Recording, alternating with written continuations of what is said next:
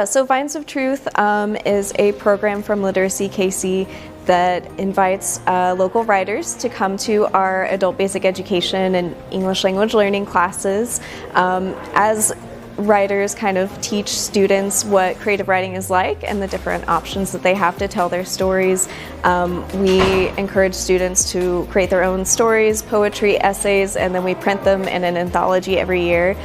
So this year's Vines of Truth includes the work of 108 students.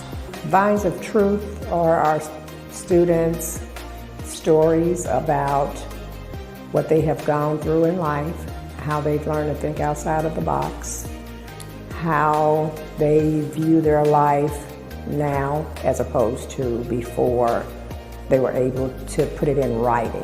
This project, which used to be called Writers for Readers but is now Vines of Truth, started as a partnership with the UMKC Creative Writing MFA program, and during that time grad students from UMKC's program would come and lead students in creative writing lessons.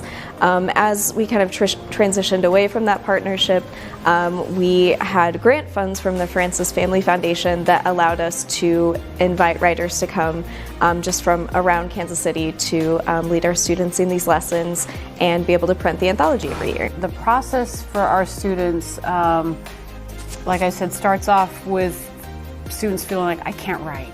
There's no way I can write, especially in another language. But then when they feel empowered by the guest speaker, they feel connected with their own story, they start to build confidence, and by the end, the product that they end up submitting for the book kind of reveals to them that they're strong, they're capable, and their English is high enough to be able to submit something that's worth publishing. It's scary because I know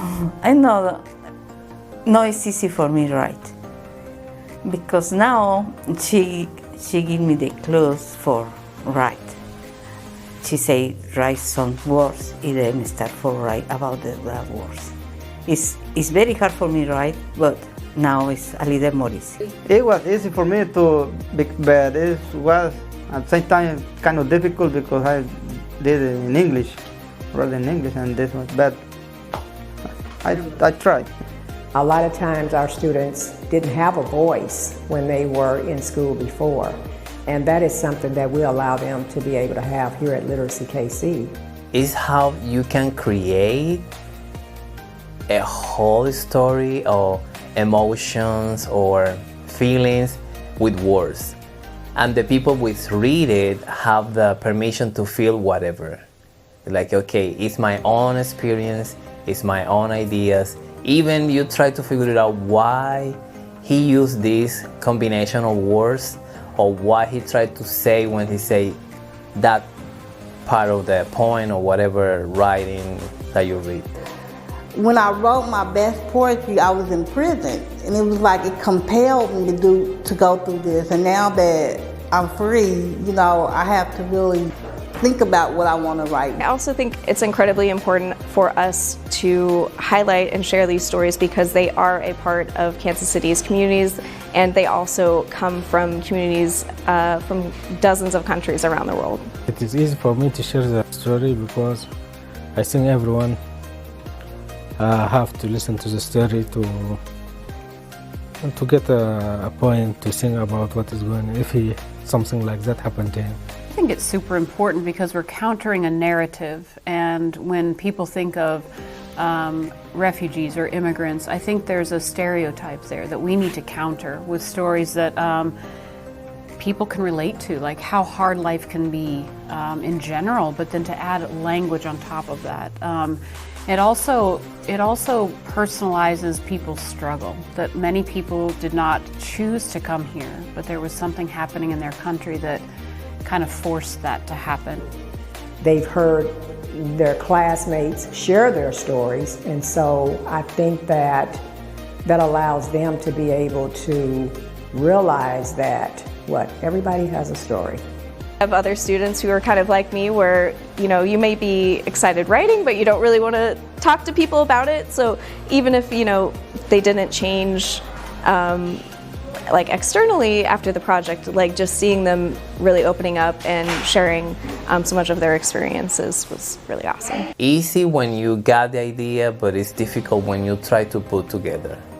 They are excited and surprised at the fact that people want to hear their story. And when you say, wow, I didn't know this about you, they are surprised that people are interested to hear that piece about them. You know, to be seen, known, and loved is what is really important in our class, in my classroom, and I think it's just this anthology furthers that message that you're seen, you're known, and you're loved, and we want to hear more about you.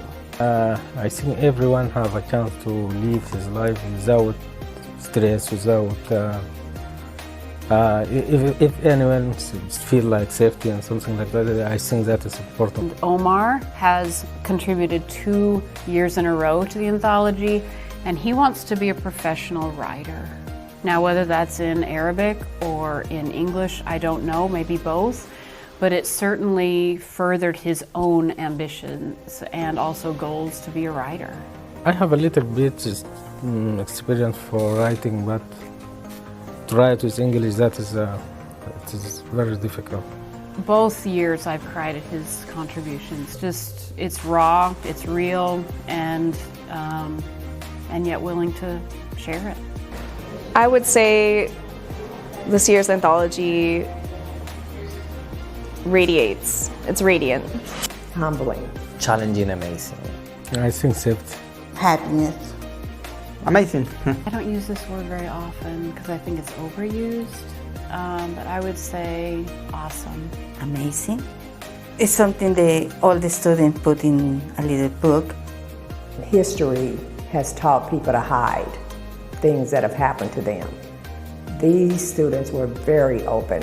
They did not mind talking about what they had gone through.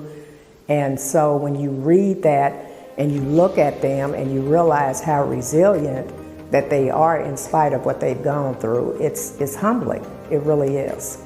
I just think this, you know, if you follow it from start to finish in this journey of people writing and sharing and being vulnerable, I mean, to me, that takes courage. And so to me, it's just like this collective effort of many people willing to be vulnerable. That's